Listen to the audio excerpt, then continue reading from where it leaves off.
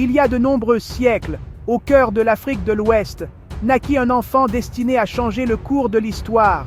Son nom était Soundiata Keïta, futur fondateur de l'Empire du Mali. Soundiata n'était pas un enfant ordinaire. Né d'une mère appelée Sogolon, il était paralysé et incapable de marcher. Pourtant, les griots, gardiens de la tradition, prophétisaient qu'il deviendrait un grand roi. Mais beaucoup doutaient de lui. Son demi-frère, Sassouma Bérété, le méprisait et cherchait à faire de son propre fils l'héritier du trône. Malgré ses difficultés, Soundiata possédait une force intérieure immense. Un jour, poussé par les moqueries et la détermination, il se leva sur ses jambes avec l'aide d'une lourde barre de fer. C'était un miracle. Le jeune prince paralysé venait de se redresser, marquant le début de sa légende. À la mort de son père, le roi Naré Magane Konaté, Sassouma complota pour écarter Soundiata du trône. Soundiata et sa mère durent fuir leur royaume, trouvant refuge dans divers royaumes voisins. Mais la légende de sa force et de sa sagesse grandissait avec lui.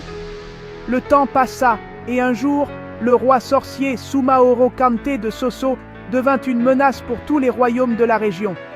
Son règne de terreur exigeait un leader capable de réunir les peuples contre lui. C'est alors que les rois de ces terres se tournèrent vers Soundiata, voyant en lui l'homme de la situation. Soundiata répondit à l'appel. Il rassembla une grande armée, et en l'an 1235, à la bataille de Kirina, il vainquit Soumaoro Kanté. Cette victoire marqua la naissance de l'Empire du Mali, un des plus puissants de l'histoire africaine. Sous le règne de Soundiata Keïta, l'Empire du Mali connut la prospérité, la justice et l'unité. Il établit un code de loi, la charte de Kouroukan Fouga, qui est aujourd'hui encore un symbole de sagesse et de gouvernance.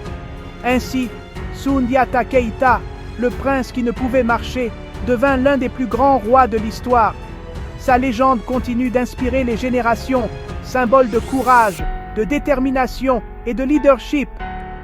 Et c'est ainsi que Soundiata Keïta, l'enfant du Mali, devint une figure emblématique de l'Afrique de l'Ouest, laissant un héritage indélébile à travers les âges.